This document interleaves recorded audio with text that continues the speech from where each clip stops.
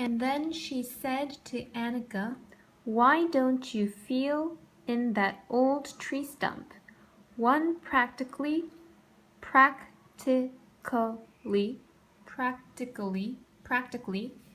always finds things in old tree stumps." Annika stuck her hand down in the stump and almost immediately got hold of a red coral necklace. She and Tommy stood open-mouthed for a long time.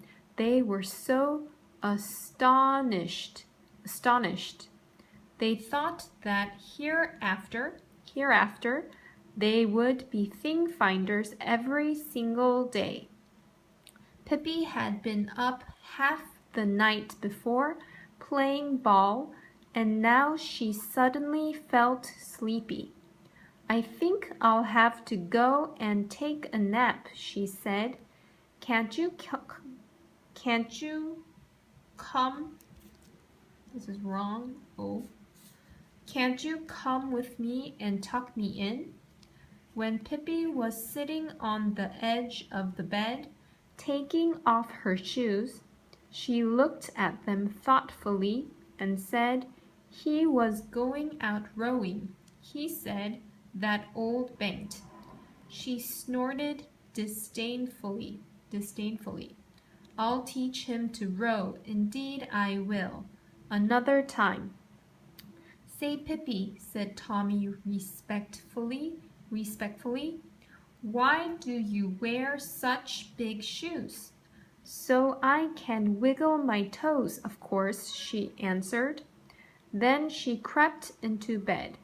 She always slept with her feet on the pillow and her head way down under the quilt. That's the way they sleep in Guatemala, she announced, "and it's the only real way to sleep. See, like this, I can wiggle my toes when I'm sleeping too." "Can you go to sleep without a lullaby?" she went on. "I always have to sing to myself for a while. Otherwise, I can't sleep a wink." Tommy and Annika heard a humming sound under the quilt. It was Pippi singing herself to sleep. Quietly and cautiously, they tiptoed out so that they would not disturb her. In the doorway, they turned to take a last look toward the bed. They could see nothing of Pippi except her feet resting on the pillow. There she lay, wiggling her toes emphatically. Tommy and Annika ran home. Annika held her coral necklace tightly in her hand. "That certainly was strange," she said. "Tommy, you don't suppose. Do you suppose that Pippi had put these things in place beforehand?" "You never can tell," said Tommy. "You just never can tell about anything when it comes to Pippi."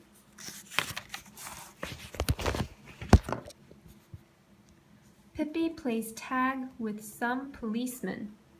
It soon became known throughout the little town that a 9-year-old girl was living all by herself in Villa Villacula, and all the ladies and gentlemen in the town thought this would never do.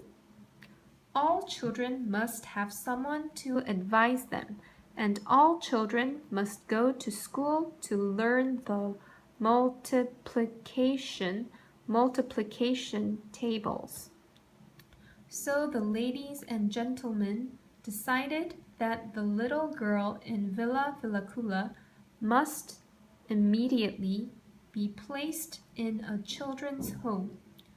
One lovely afternoon, Pippi had invited Tommy and Annika over for afternoon coffee and Barcacore, she had spread the party out on the front steps. It was so sunny and beautiful there, and the air was filled with the fragrance of the flowers in Pippi's garden. Mr. Nilsson climbed around on the porch railing, and every now and then the horse stuck out his head so that he'd be invited to have a cookie. "Oh, isn't it glorious to be alive?" said Pippi, stretching out her legs as far as she could reach. Just at that moment, two police officers in full uniform came in through the gate. "Hooray!" said Pippi. "This must be my lucky day too. Policemen are the very best things I know, next to rhubarb pudding." And with her face beaming, she went to meet them. "Is this the girl who has moved into Villa Villacula?" asked one of the policemen. "Quite the contrary," said Pippi. "This is a tiny little auntie who lives on the third floor at the other end of the town. She said that only because she wanted to have a little fun with the policemen, but they didn't think it was funny at all. They said she shouldn't be such a smarty. And then they went on to tell her that some nice people in the town were arranging for her to get into a children's home." "I already have a place in a children's home," said Pippi. "What?" asked one of the policemen. "Has it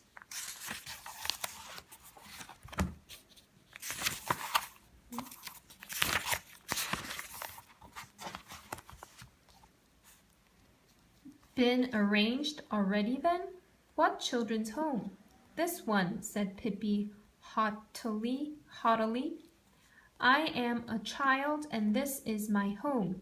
Therefore it is a children's home, and I have room enough here, plenty of room."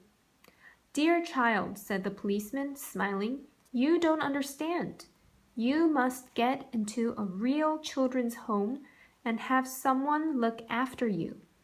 "Is one allowed to bring horses to your children's home?" asked Pippi. "No, of course not," said the policeman. "That's what I thought," said Pippi sadly. "Well, what about monkeys?" "Of course not. You ought to realize that." "Well then," said Pippi, "you'll have to get kids for your children's home somewhere else. I certainly don't intend to move there. But don't you understand that you must go to school?" "Why?" "To learn things, of course." "What sort of things?" asked Pippi. "All sorts," said the policeman. "Lots of useful things. The multiplication tables, for instance."